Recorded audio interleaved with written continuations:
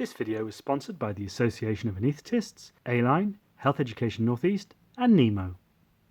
First speaker is Mr. Surash Surash. He's a consultant neurosurgeon here at the RVI since 2011. He's completed neurosurgical training in Leeds and has recently completed Master of Laws at Northumbria University in 2019 with commendation. He's widely published and presented internationally with extensive research background. He is also a co-author of Surash Pearce report published in 2019. He's going to give us a talk on inequality in recruitment and career progression. Mr. Surash, please take it away. All right, perfect. Well, first of all, thank you very much for inviting me to come along and speak today. And can I just first of all, well, can I secondly congratulate the entire organising team for putting together what is an absolutely incredible day of speakers and topics. So I've been asked to talk about the report which was only published a few months ago. And what this does show is, unfortunately, the pitfalls of social media. So 2 years ago in October, I sent a cheeky text message, tweet to Dame Jackie and Andy Welch. This was based on a news report about Theresa May's government at that stage, which talked about looking at gender equality, but also looking at racial equality as well. And I said, well, why don't we as an organisation be the first to get this information out there? And then from that, I then received an email from Dame Jackie who said, yes, let's go ahead and meet. In April, I met with her, then Karen Pearce from the HR team came on board to get the data for me, and then we were able to work on this report. Now, as you know, there's always a huge lacuna between subjective and objective data sets, and the difficulty with subjective data is it can be very easy to walk away from, which is why it was important to me that whatever we asked, we needed to ensure that the objective data mirrored what people were experiencing. So we wanted to look at our objective data sets. We also wanted to talk about how we can perhaps, as an organisation, move on from this. Now, the subjective experience, I asked our BAME network chairs, which was Odef and Jellyby at that stage, to meet with the network and just to get some experiences, how people had found things. And I've just put a few here for discussion. Number 9, which says they're not given the same CPD opportunities as white colleagues, always told they are short-staffed and therefore unable to be released for training opportunities. Number 3, excuses that her English is good, however speaks fluent English, albeit with a slight accent. Number 16, this was from a couple. So a friend of mine is a white doctor who feels there is assumed competence every time he walks into a room, but his wife, who's Asian, same specialty and grade, is treated like she's incompetent until she proves herself otherwise. So another area of subjective experience comes from what has been the res indicators, which have been really around for the last 5 years, but was set in legislation about 10 years ago. And the idea behind it was to allow organisations to review their own data and hopefully improve their own representation. So I'm only going to talk about a few of the indicators, and this one here looks at indicator 6, which is whether people have experienced inappropriate behaviour from their managers. And what we can see, what I've outlined in particular in red, are medical and dental, healthcare scientists, estates and auxiliary, and admin and clerical. What that shows is that BAME staff in these populations within our organisation, so almost double the number, feel that their experience more inappropriate behaviour than their white colleagues. Now, the black line looks at the national comparator and the green line shows the trust average. So we are, as an organisation, doing better than the national average, but we still have our own organisational problems. The next area is inappropriate behaviour from colleagues. So what we have here is when you look at particularly nursing and midwifery, healthcare scientists and digital clinical services, what they found was that their BAME staff reported a greater degree of problems from their own colleagues. So, when you're talking about nursing and midwifery, we're talking almost 1 in 4 compared to their white counterpart staff. The next area is progression, your career progression. And the question which was asked was, does your trust act fairly with regard to your career progression, promotion, regardless of your protected characteristic? And what it shows is for pretty much every category, white staff felt that their trust acted fairly compared to BAME staff, which felt they didn't. And again, we are probably, slightly actually worse, better than the national comparator, but we do have differences between our BAME staff and our white staff when it comes to career progression. The next one is looking at whether you've personally experienced discrimination, and this can be from your manager, so that can be your line manager, your team leader, or colleagues. And what this shows is that for pretty much every staff group demographic within the organisation, BAME staff feel that they are being discriminated against by their team leader, by their line manager, compared to their white counterparts. And when you look at nursing and midwifery and medical and dental, I mean, medical and dental is more than double, and nursing and midwifery is almost 4 times compared to their white colleagues. So within the subjective data sets in itself, there's quite a response here of lived experiences being quite bad within our organisation. So the next part was to really see the objective data. So what I want to do was take a snapshot of the organisation, and that was at a time point which was the 31st of March 2019, and we looked at 3 groups: the medical consultant group, the nurses, and the senior non-clinical managers. So in terms of consultants, so we know that 8.52% of our overall workforce is from a BME background. We know that for the Newcastle area, it's the BAME representation is about 14%. Now, of course, we are geographically very different from places like London, where you've got almost 40% of people who are from a BAME background. So we have a different group that's feeding into us. But in terms of our overall medical group, that is 23.9% who are from a BAME background. But when it gets to consultants, that drops to 19.7%. And then when it goes to senior medical managers, it drops even further to 16.7%. So we can clearly see that there is a change as doctors escalate through their careers from medical school, where in some medical schools it's almost 50% are from a BAME background. Then there's almost curtailing of 50% to postgraduate hospital doctors in a big teaching hospital, and then even drop further to consultants. So what has happened to all these BAME doctors?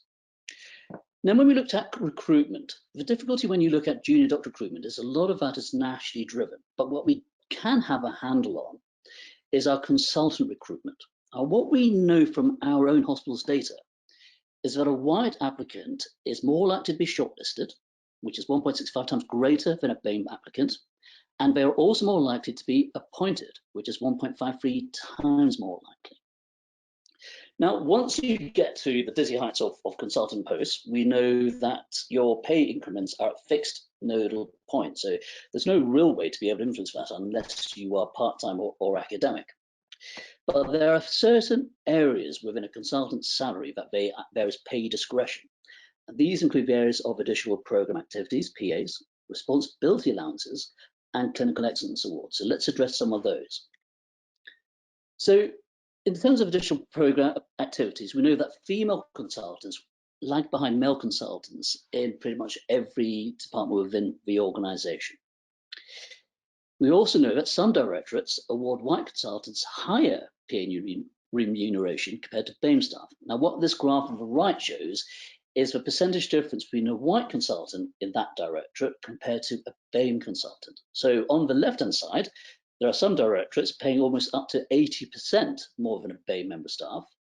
But on the opposite side, towards the right-hand side of the graph, there are some directorates who are paying BAME consultants slightly more than a white consultant.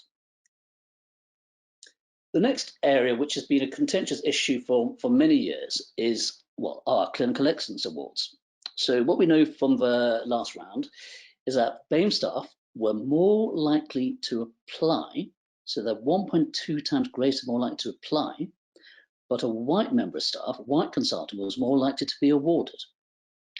And we also know that a female BAME consultant is not only more likely to apply for an award than the female white consultant, they're also more likely to be awarded an award, but their financial remuneration from the award is less than a white female consultant.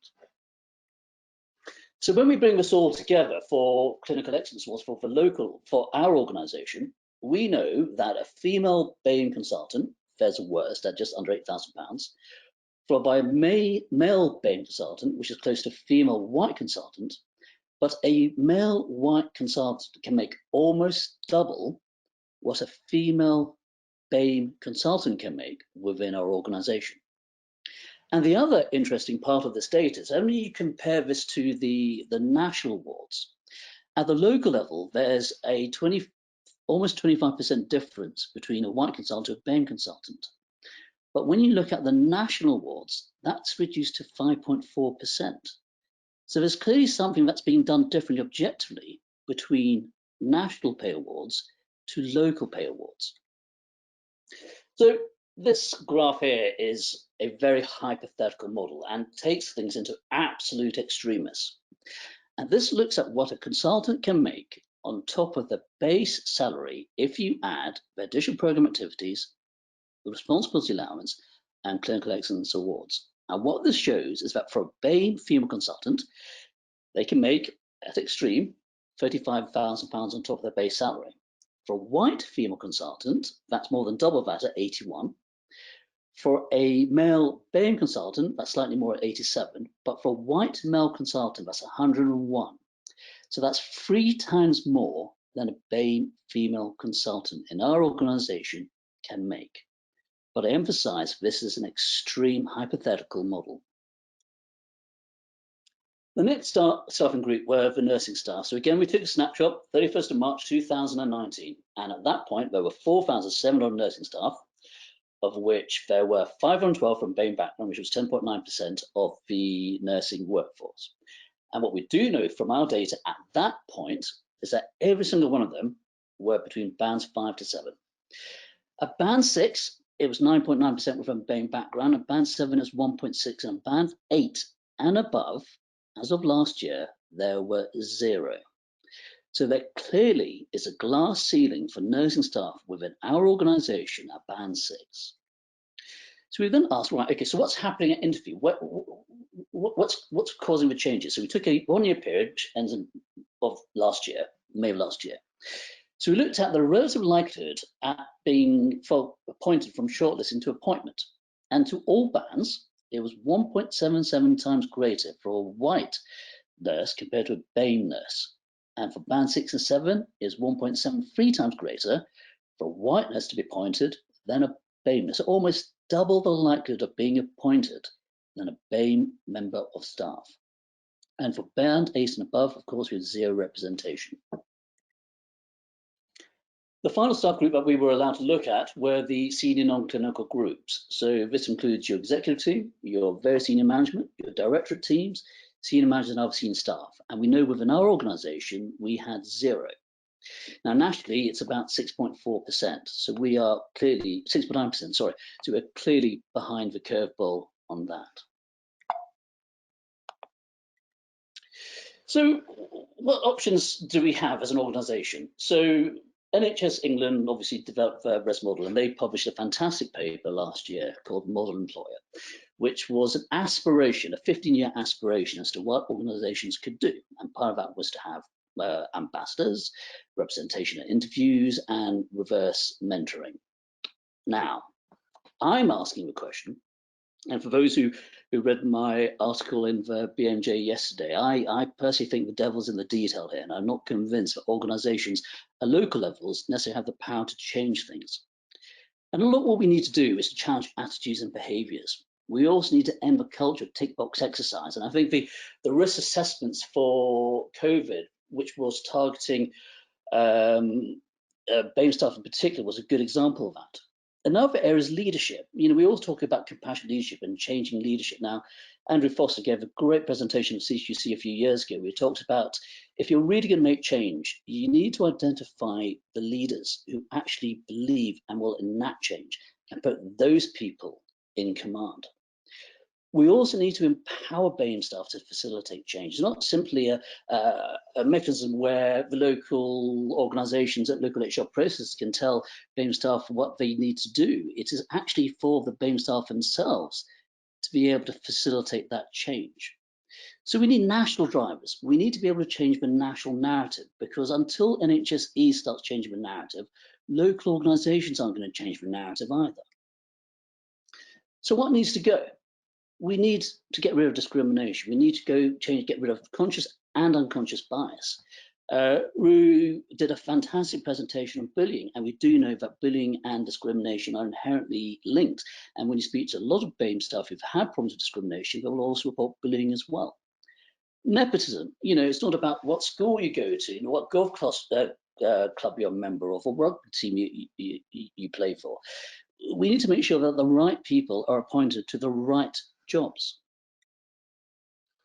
So what can you do? What can anybody do? And I get asked this question all the time. I know there's a lot of fatigue when it comes to surveys, but what I would say is this: the staff survey that I've presented to you so far does show a fairly bleak picture. The data from last year, again, shows that things have deteriorated. And again, for this year, one would imagine that things may be different. So I would encourage everybody to take the opportunity to have your say, because organisations will have to listen if a trend continues to deteriorate. And also talk openly. Have that conversations with your colleagues. Make sure that this is still part of the narrative. And speak up. If you see discrimination, if you see bullying, don't just bury your head. It doesn't matter whether it's not in your department or in your directorate. Speak up. Talk about it. Let these bullies, let these people who discriminate, realize they are persona non grata, and keep chipping away. Don't ever stop, because the more we keep going, the more things will change. So, in summary, what we do know is that if we can improve the experience of staff, we know that patient outcomes and organizational efficiency improves as well. But, and there's a huge but here, we need to make sure that there's a careful balance between the drive for meritocracy and perceived positive discrimination. What we cannot allow to happen is for a them-and-us culture to occur, because whatever we do, we must do for everyone. Thank you very much.